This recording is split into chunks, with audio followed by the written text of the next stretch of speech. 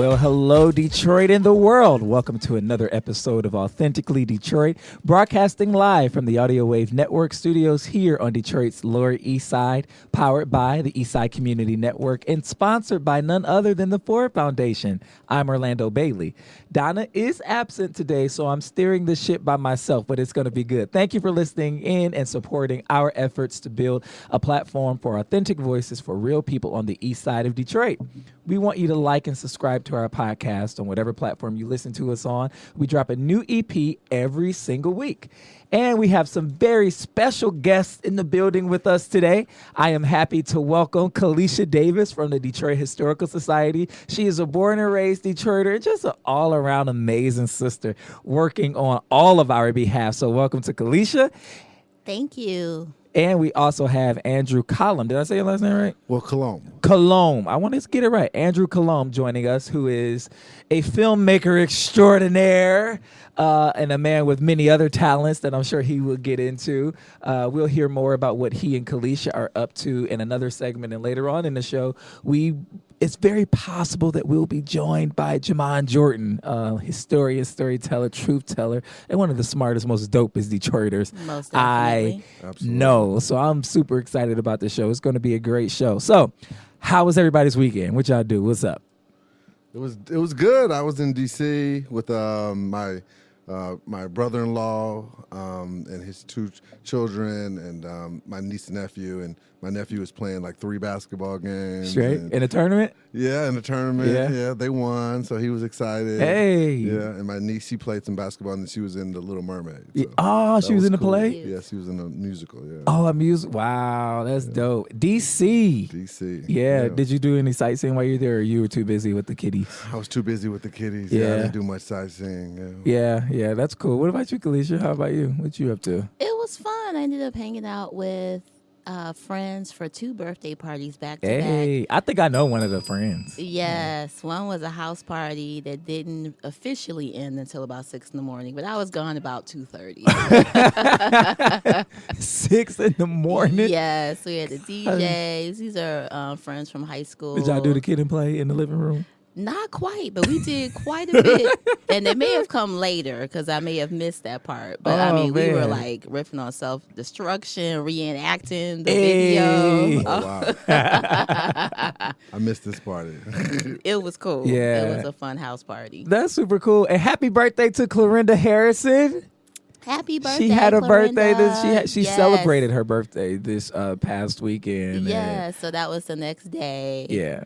I dragged myself I out. want to be Richie and Clorinda Harrison when I grow up. Like I aspire to be the two. They're so just classic and just They dope are. people. They're very loving, sweet couple. Yeah, they are. And yeah, you just you really enjoy spending time with both You of do. them. You do. They're So, dope. They're dope. I watched Netflix for a little bit. I was I actually worked a lot this weekend, but the part that I enjoyed most was sitting down to watch the Who Killed Malcolm X docuseries that's that on new? Netflix.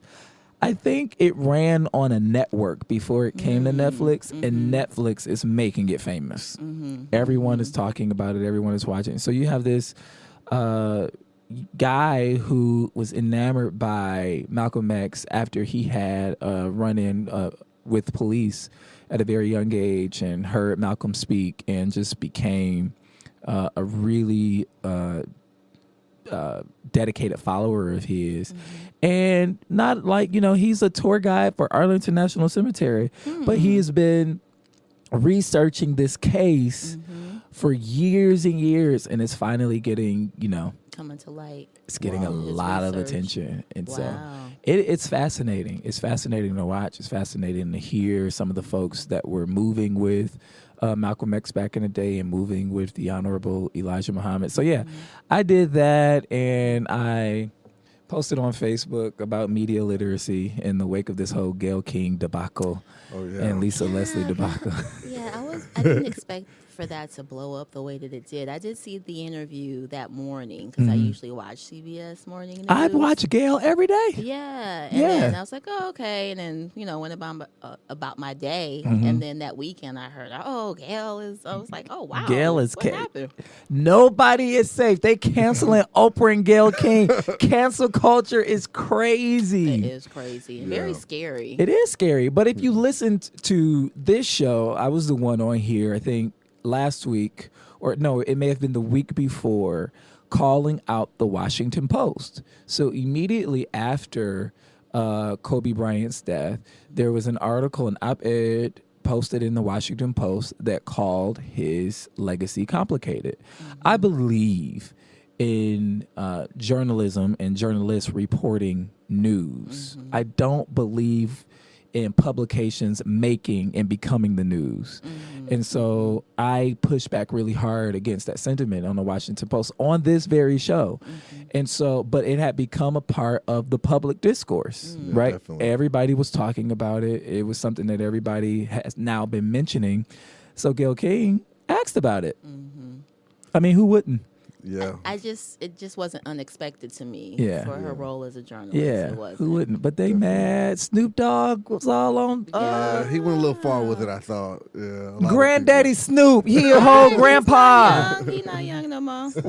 He not young no more on Instagram with scarves on, looking like somebody auntie. Talking about, y'all smell like outside. You ever came in from the house?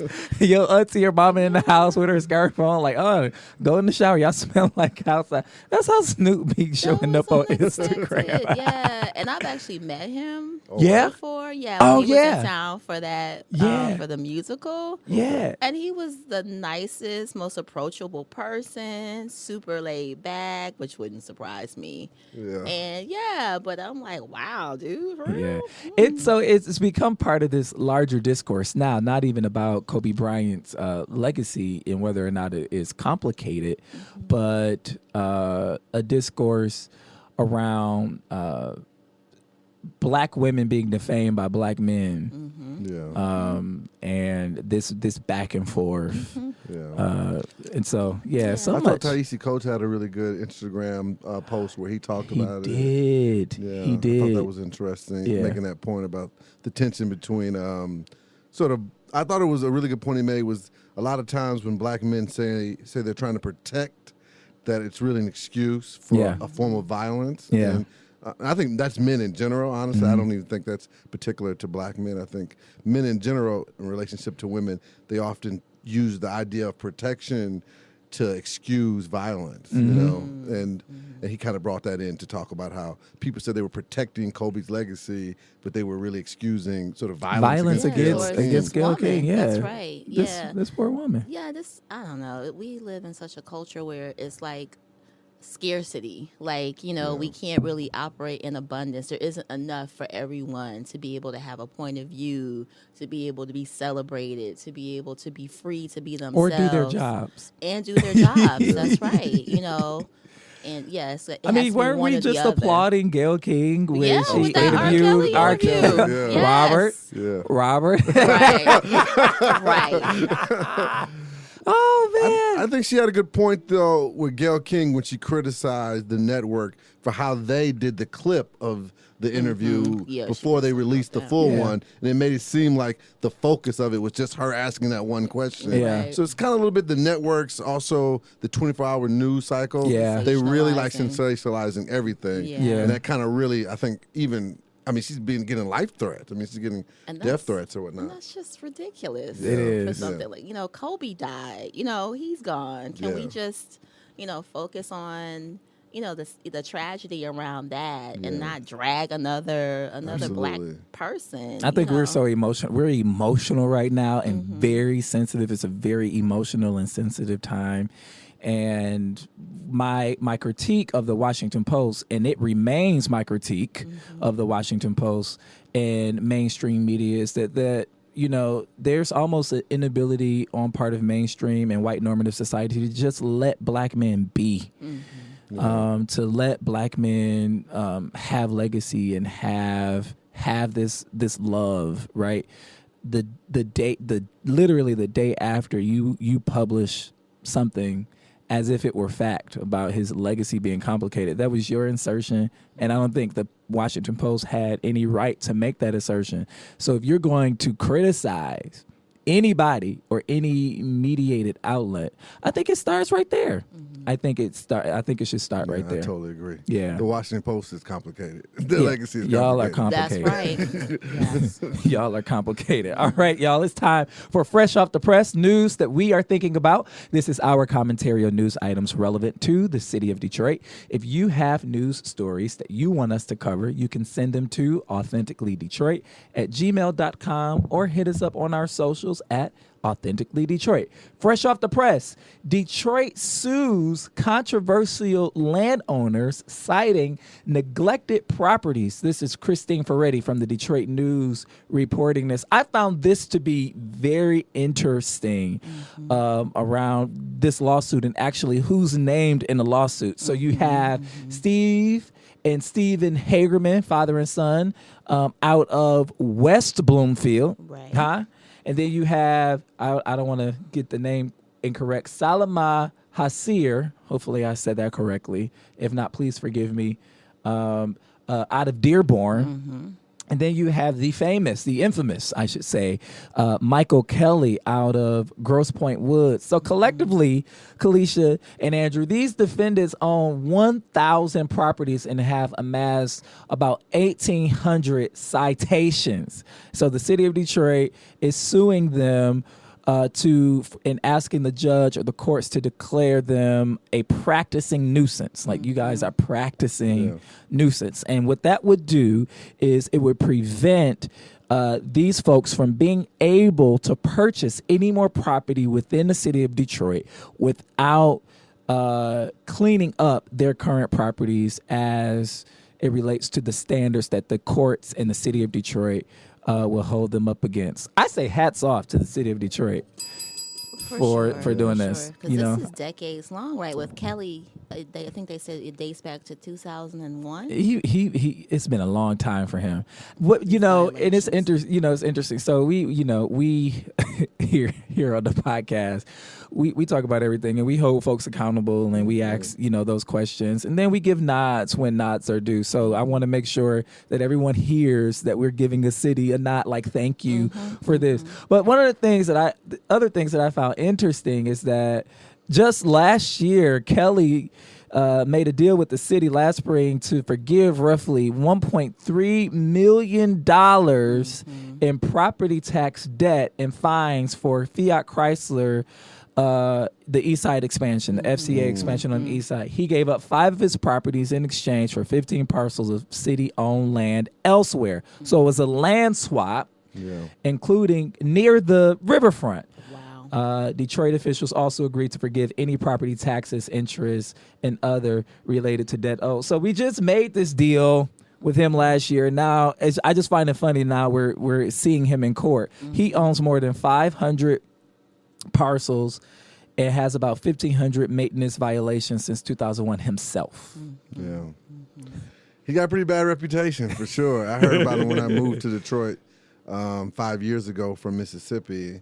And, I do real estate. I own several properties in the city in different neighborhoods. And you don't say. Yeah. We may have heard of you.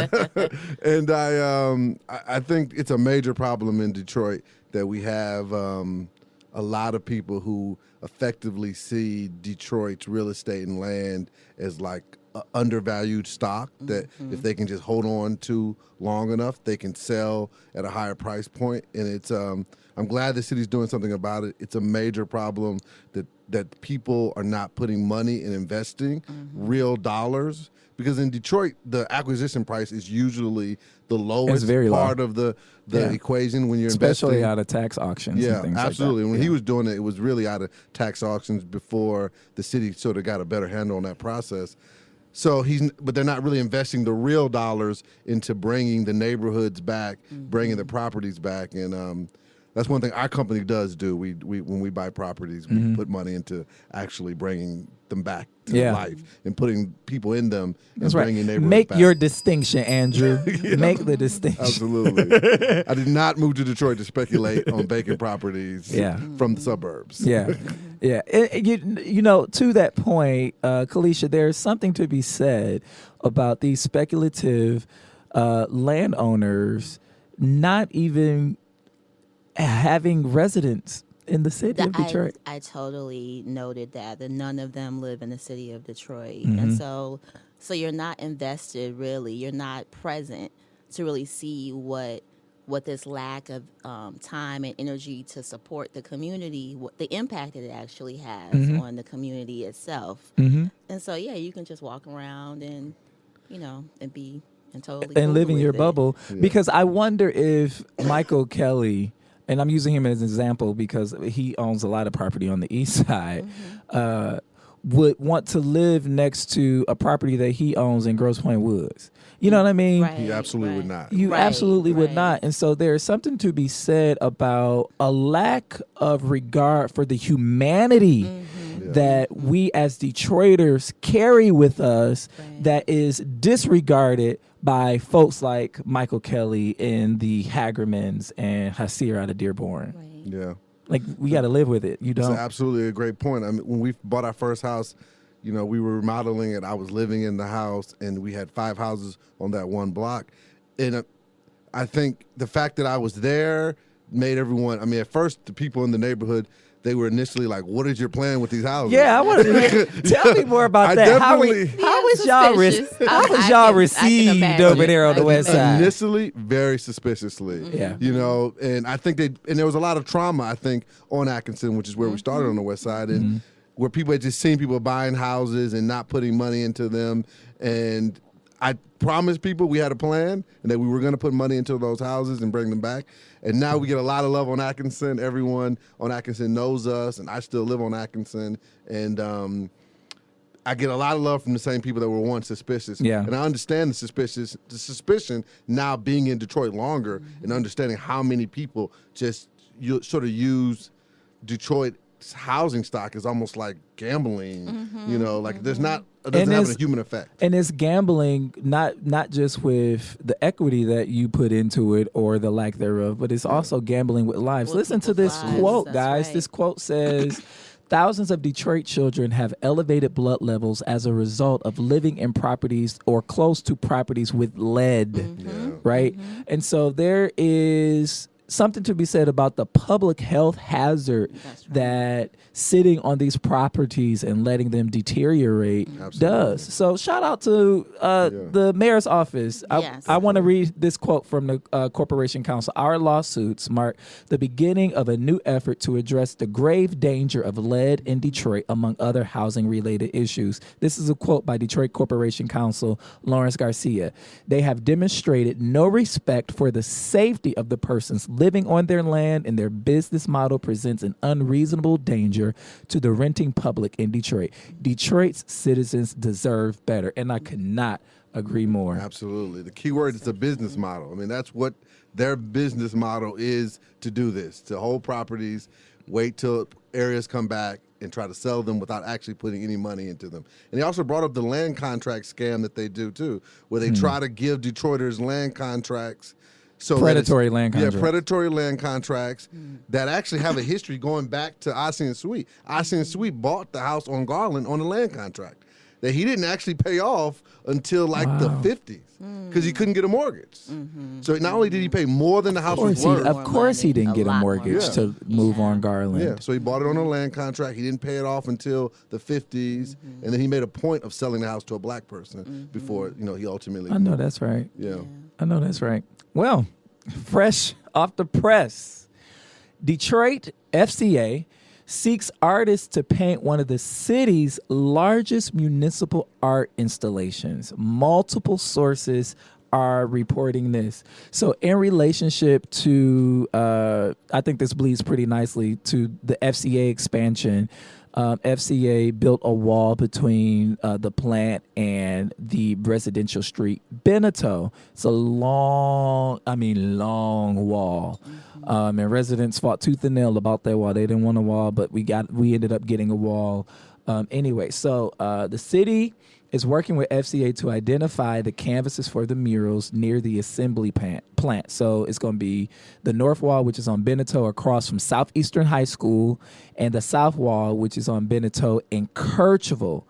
And the coup of Chrysler said, the commitment to this city goes well beyond our facility. We have a shared responsibility for the neighborhood around the new plant.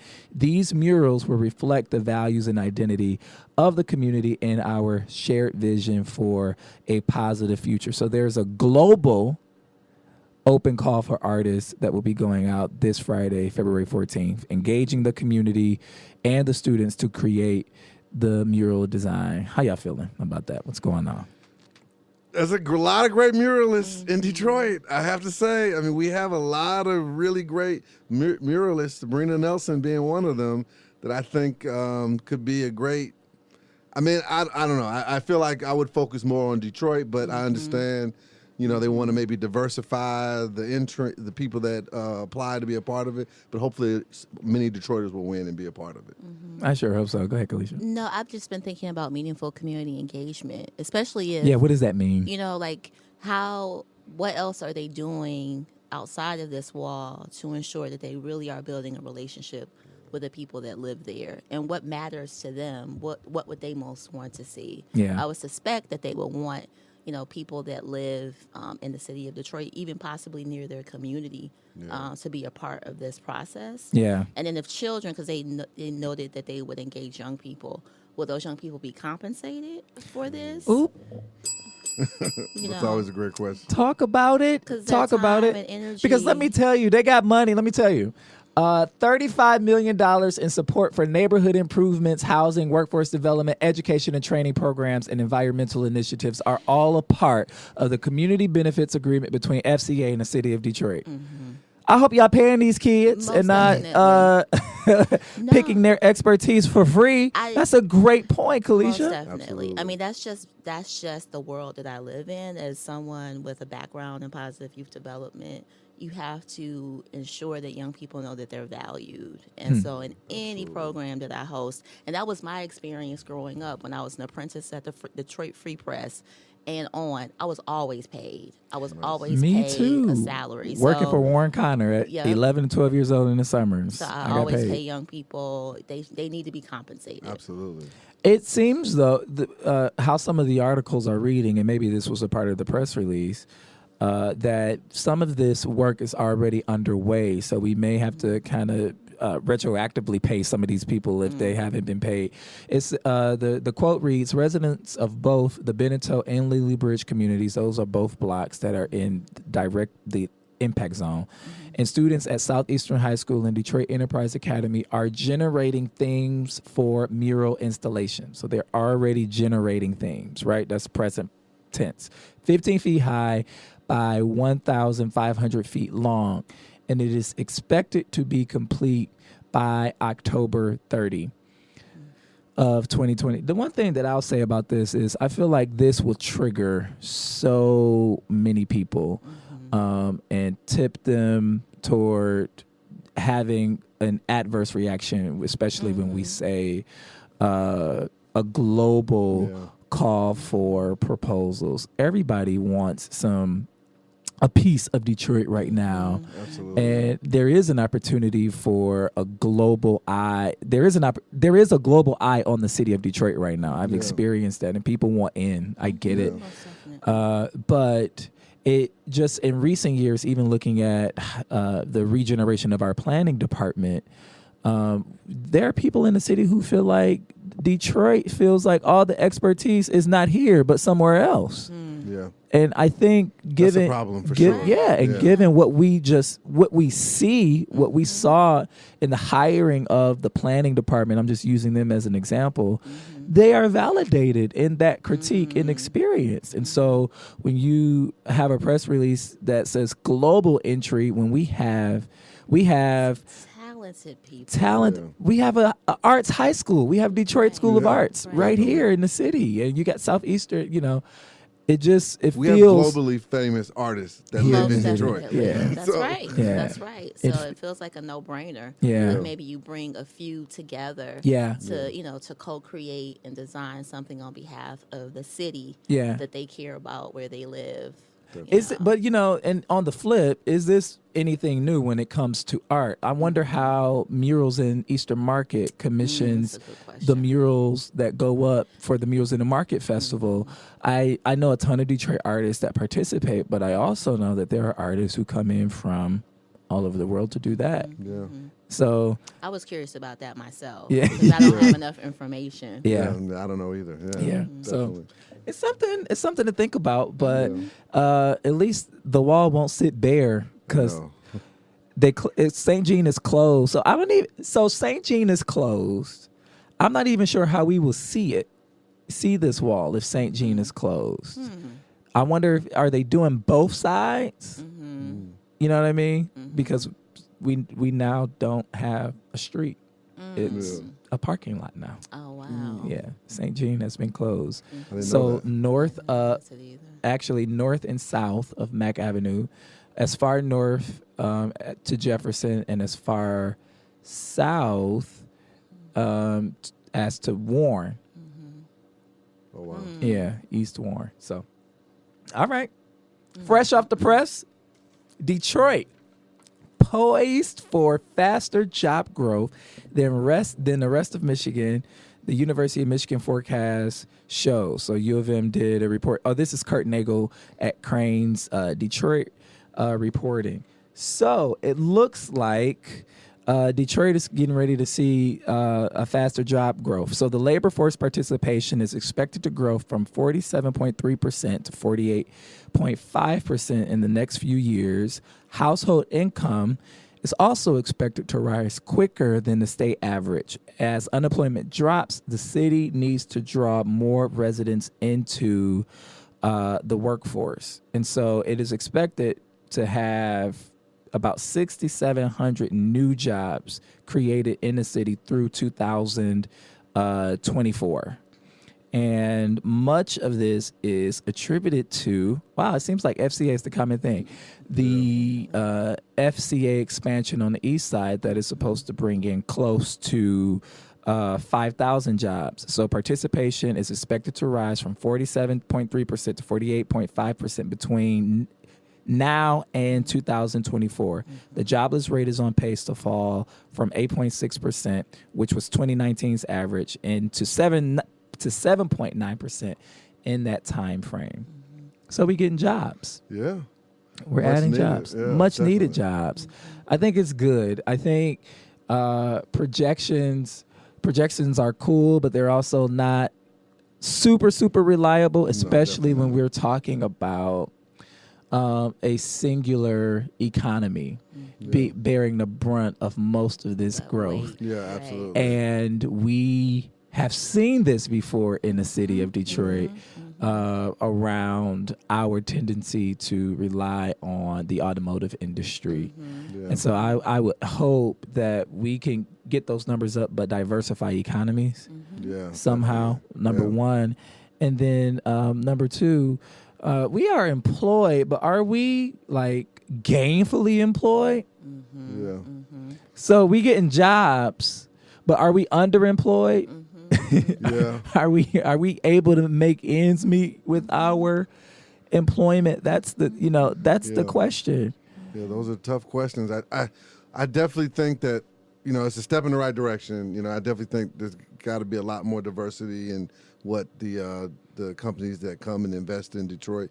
But most importantly to me, that article just points to the importance of the state of Michigan investing more into the city of Detroit. If I remember correctly, in 2010, Michigan was one of two states that actually lost population. The other one being Mississippi, where I left to come here. And I think a big part of that was everyone in the world is moving more towards cities, and Detroit is the only real city in Michigan, the only real location that really feels like a city. So the state of Michigan has to start investing more money into Detroit and understanding if they want to keep even the people who grow up in the suburbs, if they don't want to lose them to San Francisco, Chicago, Texas, New York, Pennsylvania, they have to invest in Detroit, because those younger people, when they move back, they're not going to move to the suburbs. They're not going to grow up in the suburbs and move back to a suburb. They're going to want to live in a city, at least for part of their youth, and hopefully we can make it where everyone will stay even in cities, and we'll be a diverse city where we have people that actually grow families here, which is kind of historically what Detroit was. But the state of Michigan really has to look at that article and understand the importance of investing in Detroit to retain its own population. I think the country has to look at that article and think about investment as well. Community development block grant dollars are down in this administration. Revenue sharing with the state of Michigan to the city of Detroit is down, the lowest I've ever seen it, and there hasn't been, intentional investment on part of the United States government and the Michigan government in the city of Detroit, other than allocating federal resource dollars for demolition, right? So let's diversify the pot that the city of Detroit is getting, but let's be intentional about real job growth. Kalisha, you had a point you wanted to make? No, I noted in the article that it said the gains were not really realized outside of the 72 miles. Outside of downtown and midtown. So how exactly are neighborhoods gaining, as a result of this particular kind of growth? And do they feel any kind of uptick, based on what they're saying? And if they don't, when will they potentially feel that? And how are we educating young people the skills that they need to be able to fill these positions? What, I go back to you, Ossian, but how is that being addressed? Yeah, and that's really the question. So the article says the report cites a host of incoming developments in Detroit for an anticipated job surge, including $2.5 billion investment by FCA in 2 auto plants on the east side and the construction of the Gordie Howe International Bridge. But it is also not clear how many Detroiters will get those jobs. Right. So FCA has opened up recruitment widely in the city of Detroit because they said that they would in the CBA. What has not been said or promised is a number of guaranteed jobs going to Detroiters. So you will interview Detroiters, but how many Detroiters are you actually going to hire? You know what I mean? And so we have this anticipated growth based on 2 large developments, and I get it. Is that sustainable? And to your question about the uptick, the people I talk to on the east side, they ain't feeling no uptick, and they're going to work every day. That's right. They're going to work every day. And so Donald Trump can tout unemployment numbers are down in droves in his State of the Union all he wants to, but underemployment is a real thing. Yeah, absolutely. Sure, definitely. And a lot of people I know in Detroit haven't only been here 5 years, but the people I've met, a lot of times they have a job, they work with the water department, but they have a whole other side hustle that they do. That's their real passion. We all got side hustles. Everyone in Detroit has a side hustle. Detroit hustles hard. That's what we do. I thought it was just a dance, but it actually is. It's not even the hustle, the dance. It's like a double. It's a double. It's a double meaning because don't nobody step like Detroit. Don't nobody hustle like Detroit, but don't nobody hustle. Like Detroit, right. Like Detroit. Everyone has a second or third thing that they're doing. Yeah, they talk about Jamaicans. I think Detroit got a beat. I'm telling you, that's why I said I spent the weekend working, legit working. So more to come on this, but hats off to folks that are making investment and reporting these facts. I think that these numbers are comforting. We want to make sure that the folks that we at least see in the neighborhoods on the east side that ECN serves is feeling this uptick and feeling optimistic about all of this investment and these numbers, trending. That's supposed to be for them, right? It's supposed to be for their benefit. So that wraps up our Fresh Off the Press segment. If you have any stories and news items that you would like us to cover, please hit us up on Facebook, Instagram, Twitter, and at Authentically Detroit, or you can send us an email at authenticallydetroit filmmaker.com. So, in our discussion this week, we are talking to Andrew and Kalisha about an event honoring a significant piece of Black history in the city happening this Saturday at the Detroit Historical Museum. Go ahead, y'all, take it away. Tell us about this. Absolutely. I'm super. Would you want to start, Kalisha, or should I start? It's all good. You start. And I'll fill Okay, in. yeah. So the Ossian Sweet, we are doing an event about the Ossian Sweet story this Saturday at the Detroit Historical Museum. I was able to make a film about the story. It's just about the night of the attack, so it's one sweet night, Ossian Sweet, one sweet night. It's also ironic because it's not a sweet night. I was able to show the film to Kalisha maybe like 2 or 3 months after I finished, and I was able to I kind of pleaded with her, please, let's try to get this film shown at the Historical Society, and I didn't hear back from a couple months, and then boom, she hit me with like, I have all these people, I have a plan, I have a date, it's happening, and I was so ecstatic, and I was so thankful for her for making that happen, so really thank you a lot for making that happen. Most Absolutely. definitely. Yeah, I don't think you realize, like, in my mind, it was a yes. It was just figuring out how to make it happen, because a year prior, I had decided, like at the start of the Historical Society's fiscal year, that we would focus on Ossian Sweet out of my department in February. Okay. So when you approached me about this, I thought it was perfect. There was a lot of synergy, and of course we were going to focus on this history. We just needed to pull together, a host of rock stars to really bring it to life, and I'm really excited about this panel we have. Yeah, so tell us about what's happening. It's happening this Friday, February 15th? Saturday, yeah. Yep. Give us the deets. Absolutely. Yeah, so we'll host it at the museum from 3 to 4:30 p.m. We are so grateful that you, Mr. Bailey, are going to be serving as our moderator in chief. Really facilitating this conversation with Andrew, Jamon Jordan, Candace Fortman, Sarita Scott Montgomery, Daniel Baxter, and it's going to be Jamon Jordan. And Jamon Jordan. Yep, it's just a panel of rock stars, and I'm so honored I get to moderate some of these folks. It's gonna be a task trying to keep it going, but this panel will. I checked our schedule. We're in the clear. We don't have anything bumping up against the time, because I know at minimum we're gonna go at least until 5 o'clock. Just with Jamon alone. Yeah, right. Alone. So Andrew, why this story? What about it stuck out to you? You're, as you stated earlier, you're from Mississippi. You're not from the city. What was it about this story that you were so enamored by that you had to make a film about it? Absolutely. So I actually was living in Mississippi when I read the book Arc of Justice. Mm-hmm. And it was a time in my life where I had made a film, and I had expected it to like get into Sundance and it to do really well. That was in Mississippi, which is a film about a cop shooting an athlete. And I was kind of feeling sorry for myself, and I read this book.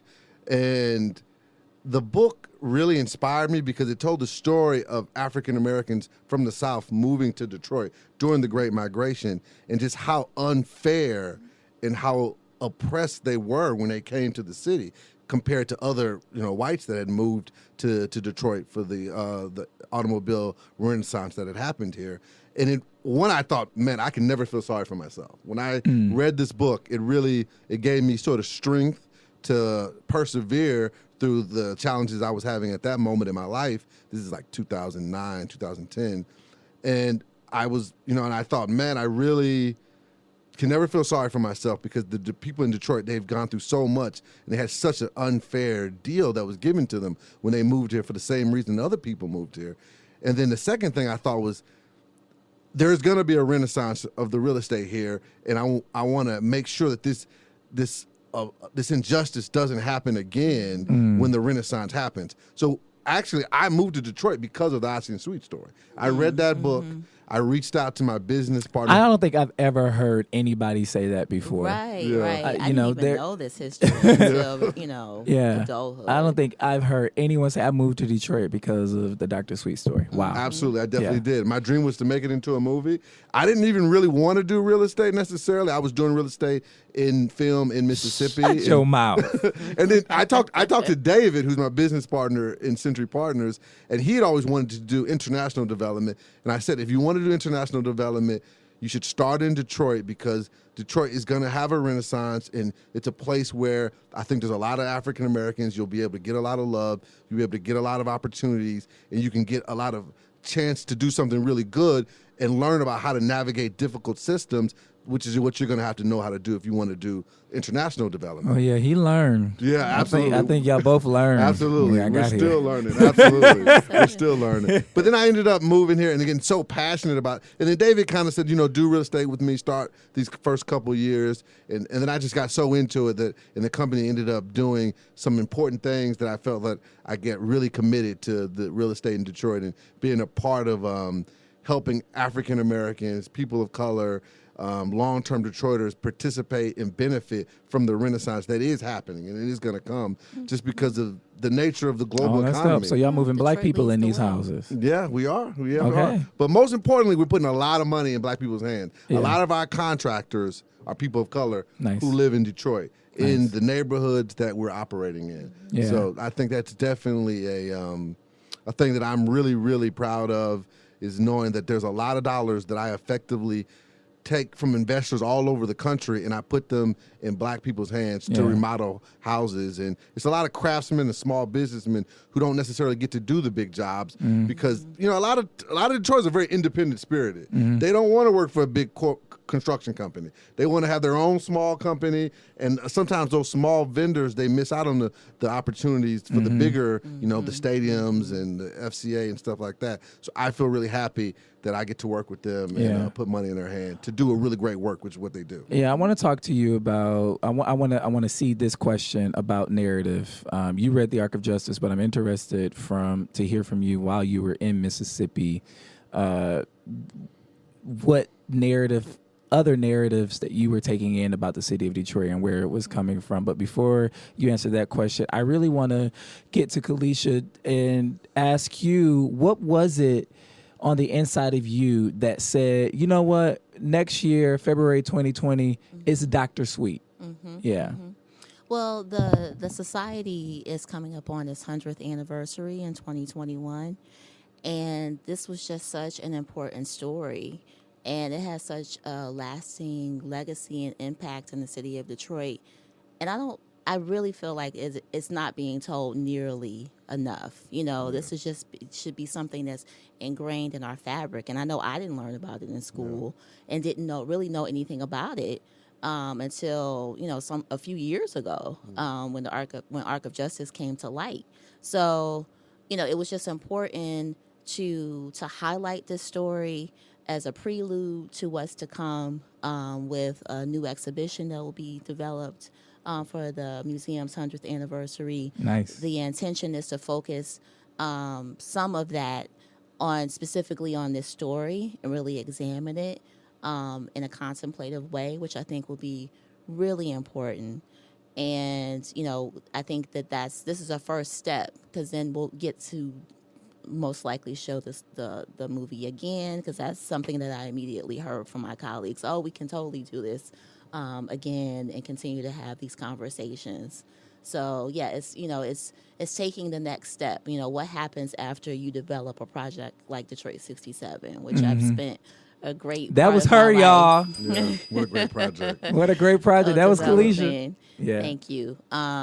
You have to be able to move forward and think about what kind of significant impact that you want to have in the community, that we're serving. So yeah, it was totally a no-brainer. I wasn't aware of this film, and it was like, oh yeah, of course, most definitely, we're going to move forward with this. Yeah. Yeah. Absolutely. So what were you hearing in Mississippi? And just, I just wanted to follow up and just say, I think for it. that the Ossian Sweet story is just so important, like Kalisha was saying. You could almost say that a lot of the problems I mean, Detroit, with the Ossian Sweet case, integrated its neighborhoods and its streets way earlier than the rest of the country. And a lot of the... And the landing place for a lot of black folk because of after that. urban renewal was the east side. Yeah, absolutely. Because of Ossian Sweet in part, I think. And I think it was punished so much as a city because it integrated so much earlier. It had the worst suburban flight, the worst disinvestment, the worst laws between the state and the city that really began in the 1940s, y'all. You know, I think there's a piece of history that's sort of mistold that, the white folks started leaving after the rebellion in 67. Absolutely not. And that was already happening. Yeah, Totally. definitely. So it's so important. So I agree with Kalisha. Everyone should know about this story, black, white, all across the country, all around the world. It's just so important of a story. I would say a lot of the media I was taking in on Detroit prior, other than Arc of Justice, was it was really oriented towards sort of hipsters, and it was really oriented towards sort of gentrification in a positive way, I would say. I think that in the sense that they were highlighting gentrification in the media as a positive thing that was happening in Detroit. It was sort of the last stop.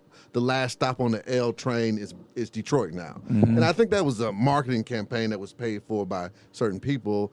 And I think that was part of the problem to me. It seemed obvious.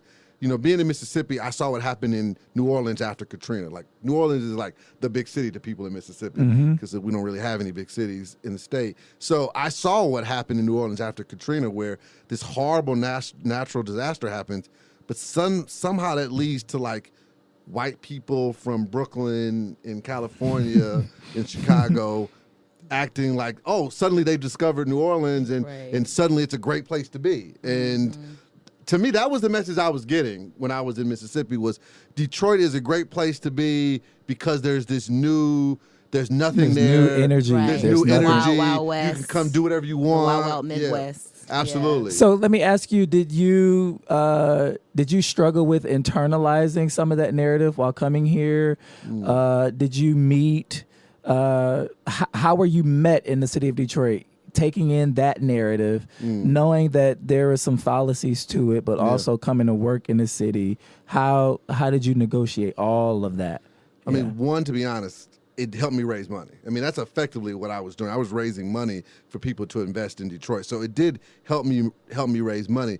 Actually, being here, I realized a lot of that was just PR, honestly. A lot of it wasn't even really true necessarily. I mean, there was like Corktown that had a lot of energy there. It was so condensed to certain areas in the neighborhood, and then Midtown, that it wasn't really like this spread out renaissance like I necessarily thought. So my true reality when I came here was, one, this narrative that's being pushed is not even necessarily really true. And I think that, Detroit still felt like a very black city to me when I moved here. And that's one of the things so I wanted to move here to help maintain sort of the strength of the black community in Detroit and just be a part of helping to maintain that and fight for that. And when I came here, I realized there were a lot more opportunities for black people to actually still control that narrative, control that. Or offer that counter. Offer that counter. And I think I'm seeing way more of that, like even this podcast. I am seeing way more of that now. So I don't know if I was outside of Detroit what I would be getting. But actually being here, it's still very obvious that there are a lot of younger people who are from Detroit that traditionally would not have stayed here, that are still here, or they left and they came back, and they are really owning the history, the opportunities, and trying their best to fight to make sure that this strong African-American pride that exists in Detroit is maintained and exists within the city. Because Detroit, the black Detroiters are the proudest, most toughest. They're dope. I mean, they are awesome. like, and I love black people in Atlanta. Shout out to Donna Marie Brown. She bought me a T-shirt that says "Unapologetically Dope." That's Absolutely. right. That is so Detroit. So, and that's one of the things I love the most about Detroit is how proud Detroiters are, even about Africa. Like a lot of cities, African Americans are not necessarily as connected to their African heritage as true. Detroiters are. Like the African festival in Detroit is huge. Most I mean, that is Oh, one of all day. That is like our dopest festival. Yeah. It is. And when it was downtown, Shoot. Come on now. When it was downtown. Man, yeah, could cities tell don't it. know I missed that, festivals though. like They don't Detroit know. festivals. Yeah, Kalisha. Yes. So you guys are championing. You guys have become champions for one of our champions, in honoring Dr. Sweet and making sure that this story is told. The film is about almost 20 minutes long. It's a fascinating and riveting film. I've been able to preview it. You all should come out to see it. But there is also something to be said about how that the past that seems so long ago, is also starkly familiar in the present that we're living in. You know what I mean? And so, Kalisha, when you were putting together this panel, what was sort of your vision for what these different, fire people Most definitely would bring? Yeah. Yeah, I mean, because that's a huge part of what I've been doing since I started working at the society. I've been there for 4 years now. Is to really make this history relevant for our everyday experience. You can't just put this in a box or, keep it in an encyclopedia. Like, this is real history that has had an impact on our lives and how we live our lives, the policies that exist. Something that I didn't know about Ossian Sweet was that the outcome began gun policy laws. Yeah, absolutely. And I'm like, wow, They shot some folks. Right. These black people, were defending their home. And so to be able to bring this story to light, but really examine all of the aspects of injustice and disparity that specifically African Americans in this community are still experiencing, is something that's really important because we have to look at the past in order for us to really understand how we can ideally move forward together and what kind of impact we can potentially make. I love it. Definitely. I love it. Well, once again, this event is happening Saturday, join us February Saturday. 15th at the Detroit Historical Museum, beginning at 3 o'clock. 3 o'clock. Absolutely. And we were in there somewhere around 4:30 or so. Y'all not gonna want it to end. Let me tell you. No. Once Candace and Jamon get to going and start talking, it's gonna be great. So we'll continue this. I'll continue this conversation with Andrew on stage. We'll have a one-on-one, and then we'll have that panel discussion with Sarita Scott Montgomery. Daniel Baxter, Jamon Jordan, Candace Fortman. Yep, and we'll have actually some really nice treats from Sweet Potato Sensations. I just talked to SB today. Shout out to Sweet Potato. Yes. Yeah, because I wanted to highlight a black-owned business here in Detroit. I love it. And she's a girlfriend, so I can text her and say, "Hey, can you do this for me?" Kind of deal. So. Yeah, so Kalisha has fun. a way about that. She can text us and she gets what she wants because we love her. I appreciate that. Thank you guys so much for coming on today. I really appreciate it. If you have topics that you want discussed on Authentically Detroit, you can hit us up on Facebook, Twitter, and Instagram at Authentically Detroit, or email us at authenticallyddetroit@gmail.com. So this is the segment where we do shout outs. Kalisha listens to the show, so she knows that we do shout outs at the end of every show. Anybody you want to shout out? Y'all want to shout out anybody before we go? I want to shout out my sorority sister Nakendra, my girlfriend Clorinda. Happy birthday to you both. Happy birthday, y'all. Yes, indeed. It was a shout out to the creators of Power. I didn't mention that earlier, but that was a very interesting finale. So I don't know if you guys got a chance to see it.